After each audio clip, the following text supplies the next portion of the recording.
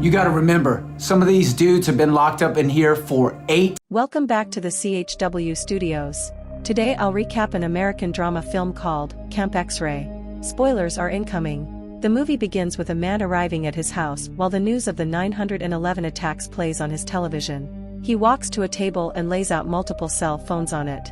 He then walks to a room and starts to pray until a person covers his head with a bag and takes him away to a detention camp.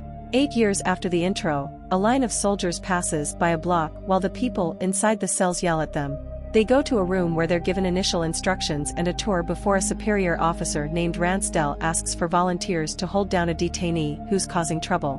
One of the new soldiers, Cole, volunteers. She's told to hold back the detainee's arm, which she tries until the detainee hits her with his elbow. She steps back and the others manage to overpower the detainee. They strap him down and take him outside the cell, where he spits on Cole. She then kicks him as payback before the detainee is strapped to a wheelchair and locked back in his cell. Later on, the earlier event becomes the conversation topic on the bus. Ransdell tries to flirt with Cole, but she turns him down. She then has a video call with her mom that night. The next day, she's assigned to give out books to the detainees. She tries to ask one if he wants a book, but the detainee begins to be aggressive toward her. Ransdell steps forward and tells him to calm down. The detainee says that he'll take a book, but Ransdell would have to give it to him.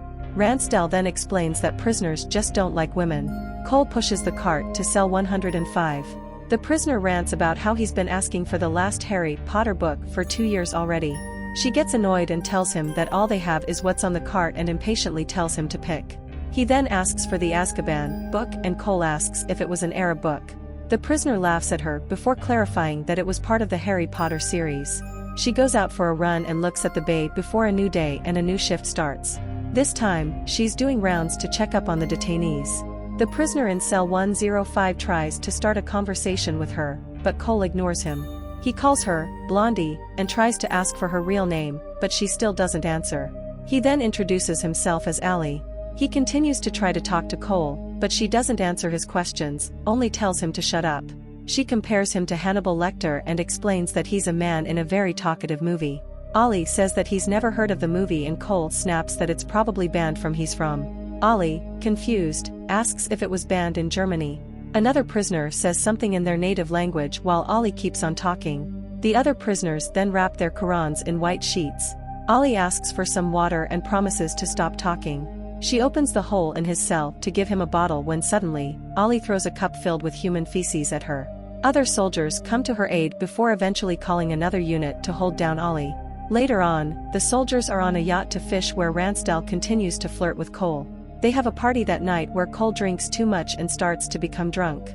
She goes to the bathroom and finds some adult magazines. Ransdell follows after her and she teases him with it. They then start to make out before Cole tells him to stop and pushes him back when he doesn't listen. Meanwhile, Allie is being transferred to different cells every 2 hours as punishment. Cole then sees that Allie's cell is being investigated. She picks up a cup and sees that it has a neat design drawn by Allie. The other soldier takes it and places it in a bag as evidence. She leaves and sees Ollie, tired and being dragged back to his cell by 2 guards. Cole then sneaks to find Ollie's file. She flips the papers over and finds pictures of him unconscious and injured. The last picture shows a pair of hands seemingly holding his face up. She then looked at his records and saw that had multiple offenses already.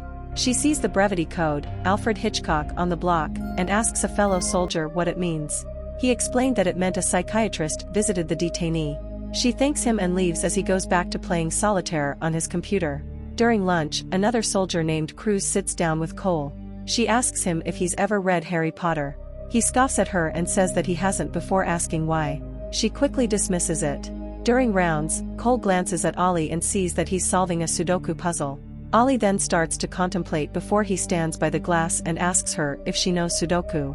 He then tells her that he's finished all the Sudoku books in there so he had to make his own. Ollie starts a conversation about Sudoku before mentioning that he attended university. He tries to give it to her, but she turns it down, saying that it's against the rules. Ollie then starts to become angry. He starts to rant before sarcastically telling Cole that the Sudoku was a secret message so she was right to be scared, before flushing it down the toilet. He then calls them the terrorists, which causes Cole to angrily tell him to keep quiet. Cole then tells him that the Harry Potter book he's looking for isn't in the library, despite what another guard had told him. He then apologizes for being persistent about the book, and he tells her that not knowing how things were going to end is driving him crazy. The prisoners have a prayer in their cafeteria while the soldiers have a flag-raising ceremony.